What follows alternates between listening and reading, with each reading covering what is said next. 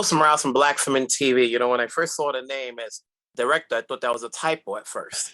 You know, I go, am I reading this right? You know, it's like, you know, I followed your career as a composer years ago. I used to run a radio show back in the day called Soundtrack. Uh-huh. And so obviously I've known your work, but here you are as a director. Yep. Third project. What led you to come on board to this? Did you ask for this, or did it come to you and say, hey, you know, you've done a lot of our work. You want to take on this? You know, it was a little combination of both. Kevin Feige and I, who runs Marvel Studios, we're having a discussion one day, and he was like, you know, if you were going to direct something, what would you want to direct? You know, because it didn't exist. It wasn't something they were going to make. It was just, you know, he was just having a conversation. I said, you know what I'd want to do? I'd want to do Werewolf by Night. And he looked at me like, wait, really? And I was like, yes, absolutely. It's the most unexplored corner of the Marvel universe. And it has such empathetic and incredible characters in it. And Werewolf by Night in particular, to me, always was something that I loved. Like, I still have my comics from when I was a kid of Werewolf by Night. But I also have, you know, the Frankenstein's monster. I have the Tomb of Dracula. I have all of those things. And what I loved about them was each of those stories was about a person with a problem. And those comics always explored the problem and the person and the empathy about what was going on with this particular character. And I wanted to do that in this. I thought this was a great way to take a character and that the world sees as a monster. You know, let's face it, in our world, the knee-jerk reaction to anything that is different is to dismiss it and destroy it. Right? That is sort of how we operate as humans. And that is very sad to me. And I remember, you know, watching something like King Kong as a kid and being so upset about what they were doing to this so-called monster. I'm like, no, he didn't ask for any of this. You're doing this to him, you know? And I was always so upset. So I just have a soft spot in my heart for things that are different, that need attention, that need help, that need empathy and need humanity. And I just wanted to do that with this. I just felt, and it was something Rod Serling always did brilliantly in the Twilight Zone, you know, and so that was another huge inspiration for what we did. And so how different did you want to make Jack from what the comics had? That obviously you have to do both. Please the source material and its fans, bring something to new for a new audience, and then throwing in the music. You know, like obviously as a composer, you're always working. So it's challenging tackling on both roles as a director and a composer while trying to figure out this central character of Jack. Yeah, it's absolutely challenging. And you know, while we were developing the story, I didn't even think too much about the music. I was just like, I wanted to get the story right, because I knew if I could get the story down that we wanted to do, then the music would come and that would be fine. And the music, the main theme for the film was actually written while we were shooting it. I would mess around with it during the weekends when I would have a day off or so, and I would be writing, oh, this might work, or something like this could work, you know.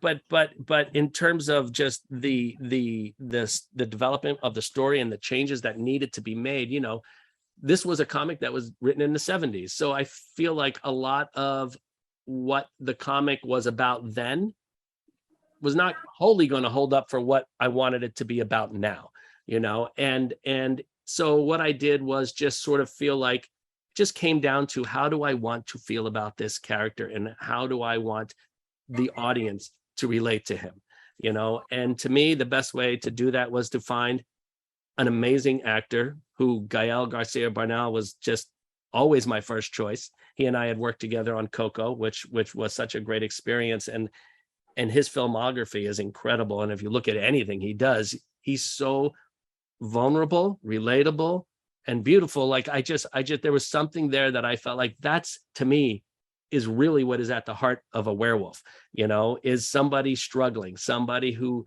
means well, but doesn't have the ability to 100% do it the way he'd like to do it, you know. And we all have things in our life that we're struggling with. We all have issues, we all have problems. And if we just sort of look at each other and look at each in a way that is more empathetic as opposed to antagonistic, I just feel like the world will be a better place. So I just wanted to inject as much of that into this story as I could. Job well done. It's good talking to you. Can't wait to see you direct next and listen to your next score. Well, thank you so much. Great to talk to you. Wilson Morales from Black Film and TV. Hello, Laura. How's it going? Hi, Wilson. Very well, thanks. How are you doing? Good. So you're now part of the MCU. You know, when you get these roles, you know, how much of a deep dive do you go into before you start production?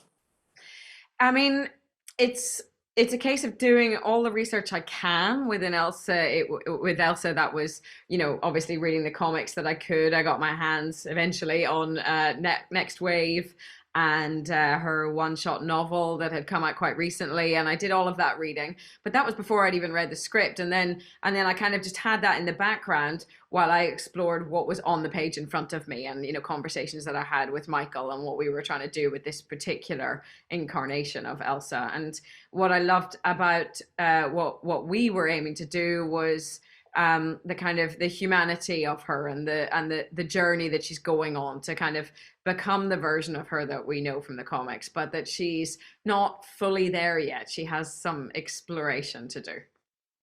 There's what fans expect, and then there's what you want to add into it. So is there anything in particular that you want to add into it that's outside of the comic books and outside of the script but want to make it your own? Well, that's a very good question. I mean, what was lovely about working in Marvel, but what was surprising was that it did feel like that it was open to creativity and experimentation in a way that I just didn't expect. I thought that things would be very set and that I would have to do things kind of as I was told, and it wasn't. And you know, that's a lot down to Michael, our director, but he created a real feeling of exploration in our, you know, on our set.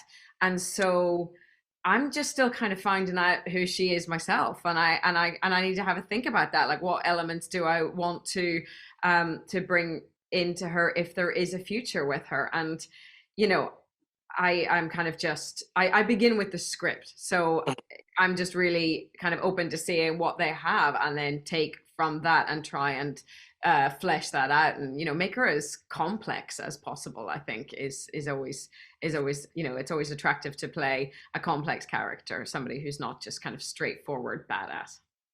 This somewhat falls into the horror genre in some areas. Are you a fan of that?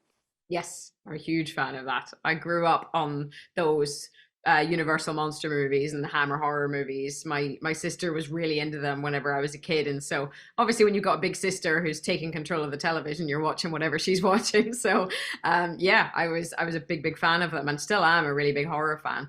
So, you know, kind of the idea of being able to combine these two things that I've always really loved. Just, you know, I've been a big fan of Marvel since Iron Man, and had watched most of what they had done. And now I've watched it all, obviously. You know, mixing that with that old horror genre, it was kind of two of my big interests mixed in together. I've seen you on stage. I now get to see you in the MCU. When do we come back with the HBO series? Have they given you a date? We have the second half of our season 1 coming out at the end of this year. See, it's all good. You know, so at the end of the day, with all these projects you get, whether you want to do stage or film or TV, what goes into saying yes to any of the projects you take? It's the challenge. If I feel like there's an aspect of it that I haven't explored before, and preferably something that just scares me a little bit, something that makes me feel just a little bit out of my depth, then I know I'm in the right area. See, from now on, people see it, they're going to say, there goes Elsa Bloodstone. Good talking to you. Great talking to you. Bye. Take care. Wilson Morales from Black Film and TV. Hello, guys. How's it going? Hey, Brian. Hello. Nice to meet you. Good. So, obviously, we've got a short film series, however you want to call it, coming up Halloween. How did you get involved with the project? So we knew at some point that we wanted to expand what we were showing on Disney Plus, right? There's all sorts of stories. Some are movies, some are multi-episode series, and we had this idea of what about we make a special presentation, sort of, we harken it back to, you know, like a Rudolph Shiny New Year, or even the Charlie Brown specials or something like that, where you knew once a year you were going to turn this on, it was going to be short, but it was going to be fun. And so we said, well, maybe Marvel can make something like that. And the first idea we came up with was Werewolf by Night. And we thought, well, this can be totally different. We can, you know, have it as you've seen in black and white. We can make a nod to those classic horror movies. And it just felt like this was a good place to depart and show something that was just a little bit different in the MCU. It's different. You have some, horror elements. You have some comedic elements, but it's a short. It's like you said, it's not a series, not it's a movie. Yep. What's the challenge of putting this together and making something new and something that people who've read the stories can appreciate? So for this, I mean, you're talking about the challenge of everything we make, right? Like you want to honor the source material of the comics, but you also want to bring something new, because if you already know what's going to happen, the story is just not as satisfying. And so for this one, we knew that we liked all these elements of a crazy world full of monsters, full of monster hunters. We wanted to sort of pull back the curtain on a part of the MCU that we hadn't seen before. And we thought the special was right just because it gives you a little taste. Just, what's this look like? What's this world? Can I lean in and see what this part of the MCU looks like? And then it's been introduced, and who knows where it's going to show up next, right? It's all about introducing all these new characters and new ideas and seeing how they interact with the rest of the MCU. And you've worked with Marvel for a lot of years, different capacities. This is something new for you. How have you grown into this position, having worked with this company for so long? Well, I mean, the biggest benefit was just getting on the inside. I remember when I started working for Kevin Feige, I said, I want to learn how to make movies. Like it's this big enterprise. There are so many parts that go in. There are thousands of people that work on each one of our movies or TV shows. And it's figuring out how to get everyone on the same page and also let everyone's talent shine, right? So I have had the benefit of working on a couple things for Marvel, but I've learned that the best part is the people. And so you want to get talented costume designers, you want to get talented production designers.